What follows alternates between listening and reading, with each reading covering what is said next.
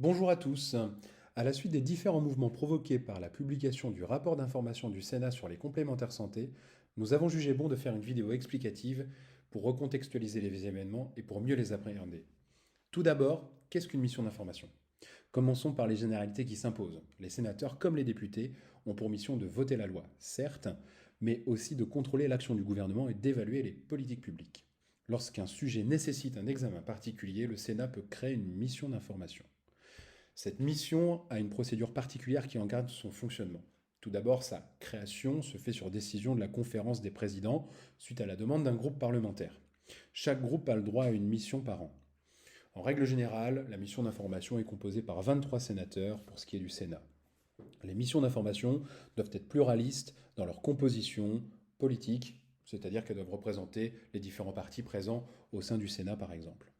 Elles sont thématiques et bénéficient d'un arsenal d'outils pour fonctionner. Par exemple, des auditions de ministres, de syndicats, d'ONG, d'experts, mais aussi par des déplacements sur le terrain ou via des consultations citoyennes.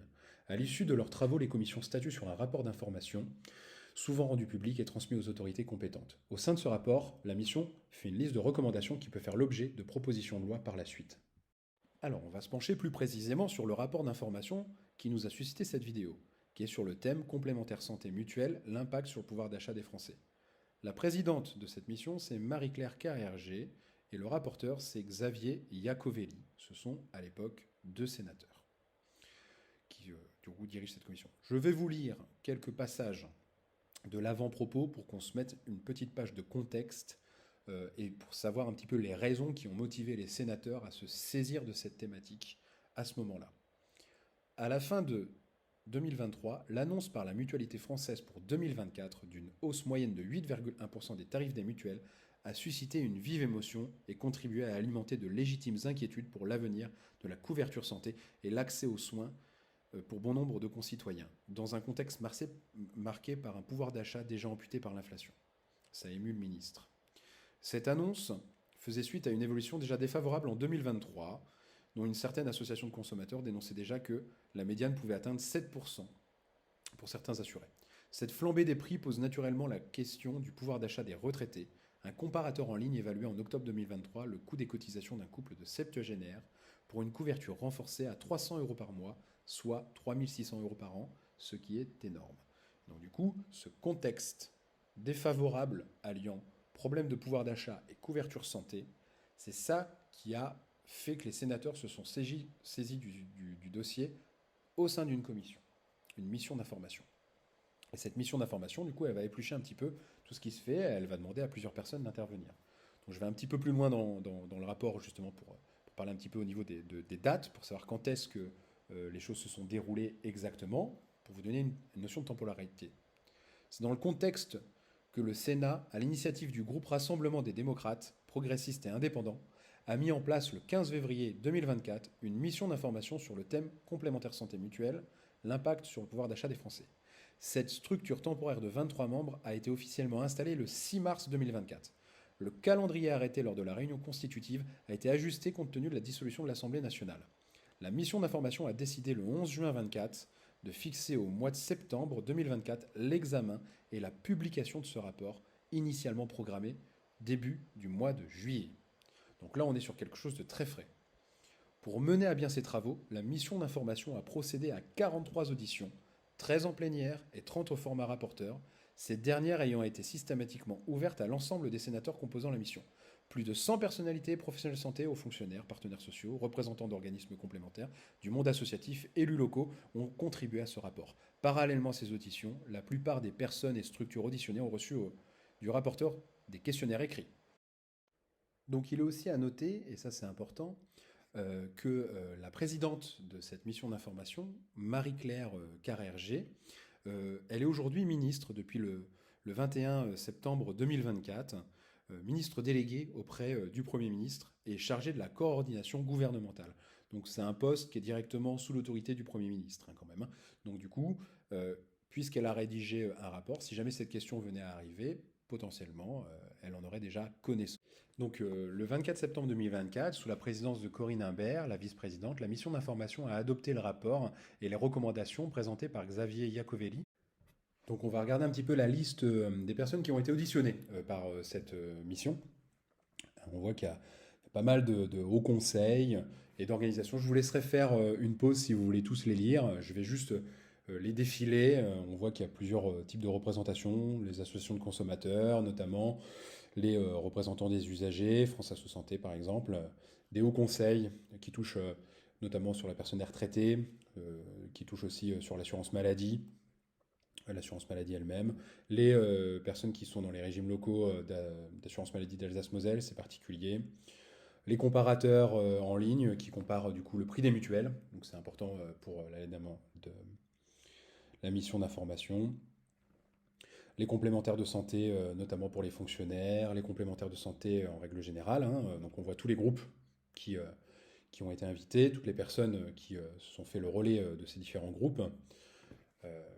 Donc ça représente un petit peu de monde. Et ce qui est intéressant, c'est aussi de voir qu'il y a aussi des fédérations, notamment la fédération hospitalière. Donc on commence à toucher aux représentations du système de santé et aux professionnels de santé. On va voir par exemple les sages-femmes, le syndicat des sages-femmes, le syndicat des pharmaciens, les syndicats des pharmaciens pour être exact, les syndicats des médecins, hein, qui sont plusieurs, on voit qu'ils sont assez nombreux d'ailleurs. La liste est assez longue, notamment les syndicats des infirmiers, la FNI, hein, Convergence infirmière, les chirurgiens dentistes ensuite qui sont venus aussi, qui ont été auditionnés. On voit que certaines assurances, puisque les assurances sont connectées aux mutuelles, hein, sont venues. Les syndicats de kinésithérapeutes, FMKR, SNMKR, Alizé. Les auxiliaires médicaux, donc on a les orthophonistes, les orthoptistes, les podologues. Tous ceux qui sont touchés par le 100% santé, donc on a les audioprothésistes et les opticiens, donc leur syndicat, hein, leur représentant syndical. On les voit un petit peu ici, hein, donc ils sont particulièrement connectés aux mutuelles. Les chirurgiens dentistes d'ailleurs aussi pour ce qui est du 100% santé. On voit les organisations syndicales salariées, CFDT, CGT, FO, qui sont le CFE-CGC, CFTC, et les organisations patronales, donc MEDEF, CPME. J'ai vu un peu plus loin que l'UDP avait fait aussi un écrit pour envoyer à cette mission. Les biologistes, effectivement, c'est très important, les biologistes, notamment pour les bilans. Les associations d'accès aux soins, parce que c'est un sujet d'accès aux soins, la couverture santé, les plateformes santé, l'UNPS, hein, l'organe qui représente les professionnels de santé, CPSTI, c'est l'ancien RSI, voilà. Pour le secteur étudiant, les mutuelles étudiantes, hein, évidemment, puisque la couverture des étudiants, c'est quand même un sujet assez important, notamment pour ce qui est de la couverture des personnes qui ont peu de moyens, les mutuelles. Le secteur financier, la Ligue contre le cancer est intervenue, la fonction publique, forcément, mais pas de syndicat d'ostéopathes. Les ostéopathes ne sont absolument pas été auditionnés. Pourtant, dans la quatrième proposition, afin de diminuer le coût de la complémentaire santé pour les assurés qui n'ont pas recours aux médecines douces, il propose de rendre optionnelles ces prestations, hein. Et ça, ce serait quelque chose qui rentrait dans le cadre d'une loi, et c'est recommandé pour 2025. Donc ce serait dans le cadre de l'article que je vous signe juste là. Donc on a une proposition qui concerne les médecines douces, et on verra plus tard précisément l'ostéopathie. Donc on va aller directement sur le passage du rapport qui parle des médecines douces et qui cite l'ostéopathie, qui a fait réagir un peu les ostéopathes, hein, puisque du coup, il y a une attaque très claire de la couverture santé des remboursements de soins, notamment en ostéopathie. Je vous le mets en gras, c'est le passage qui a fait bondir un petit peu les ostéopathes en France, notamment parce qu'en plus ils n'ont pas été invités à discuter de ça au sein de la mission, mais en plus parce que ça a un impact important dans la couverture santé des patients, puisqu'il parle d'une forme de déremboursement en fait de ces soins-là. Donc là, on parle effectivement du forfait en moyenne autour de 50 euros par séance que les patients bénéficient lorsqu'ils vont chez l'ostéopathe. Le seul moyen qu'ils ont pour faire prendre en charge leur consultation, pour que ça pèse moins sur leur portefeuille, c'est de demander à leur mutuelle le remboursement. Et les mutuelles ont de plus en plus remboursé les soins, notamment en ostéopathie, sur les différentes années.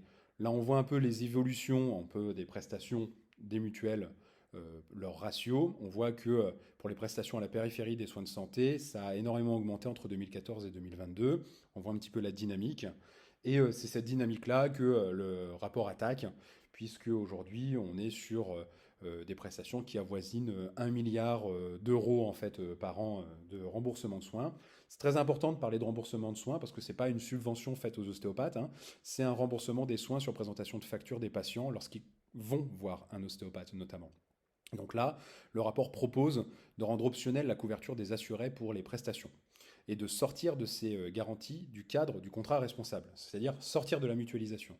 Hein, l'idée d'une mutuelle, hein, c'est quand même, on s'assure tous, et ensuite, quand on a besoin, la mutuelle, elle a un forfait sur les différents soins. Si on commence à différencier, en fait, et dire seuls les gens qui ont besoin d'un truc ou qui veulent un truc doivent le financer par eux-mêmes, on sort en fait du principe même de la mutualisation.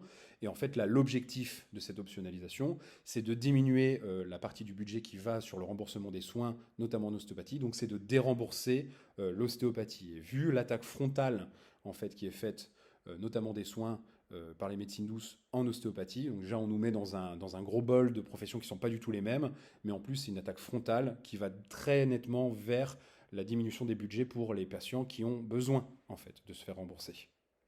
Donc on va faire quand même un petit point sur cette histoire de contrat solidaire et responsable, dont le rapport cible notamment pour le déremboursement des soins ostéopathiques, ou en tout cas pour l'optionnalisation du remboursement des soins ostéopathiques. Le contrat solidaire et responsable, c'est un encadrement normatif des contrats de complémentaires de santé qui ouvre à des avantages fiscaux. Et c'est ces avantages fiscaux qui permettent justement de diffuser massivement ce type de contrat et qui font que l'État peut intervenir sur les options qui sont à l'intérieur de ce contrat.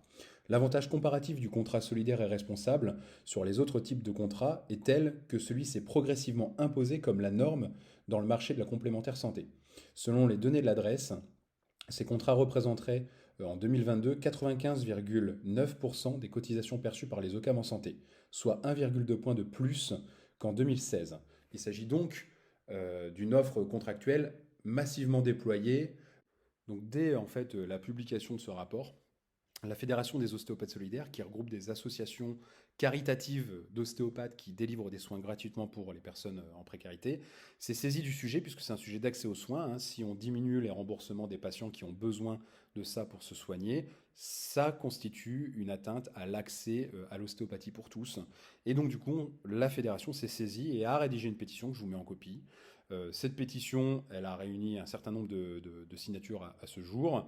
Et un grand nombre d'acteurs de la vie ostéopathique se sont ensuite mêlés à cette pétition. C'est notamment le cas de la FEDEO pour les étudiants, mais aussi les syndicats professionnels, les sociétés régionales et l'ensemble des associations solidaires. Globalement, on n'est pas dupe, on sait que une diminution du remboursement, c'est avant tout les personnes les plus pauvres qui seront touchées, en fait, qui pourront plus consulter un ostéopathe. Cet avis il est assez transversal dans la profession. Hein. Je vais vous mettre, là par exemple, c'est le registre des ostéopathes de France qui a publié la pétition, ainsi que l'affiche qui a été faite par la Fédération des ostéopathes solidaires, une affiche qui est aujourd'hui diffusée chez les ostéopathes dans les salles d'attente.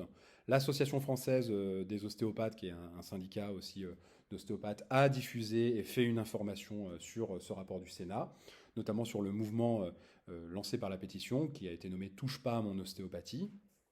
Et donc du coup, le SFDO, le syndicat français des ostéopathes, a lui aussi fait du coup un article où il met en lien la pétition de la Fédosoli et où il exprime un avis assez fort. On voit la Fédération nationale des étudiants en ostéopathie qui a partagé la pétition, qui a rejoint le mouvement, et de l'autre partie, Ostéopathes de France, l'UFOF, qui a partagé. L'accès aux soins, c'est quelque chose de très important lorsque l'on est une discipline qui se veut de santé, donc c'est pour ça que ça a été massif.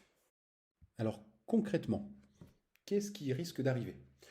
Pour l'instant, c'est juste un rapport de mission. Mais ce rapport de mission, ces recommandations peuvent faire l'objet de propositions de loi, en fait. D'autant plus que la présidente vient de rentrer au gouvernement.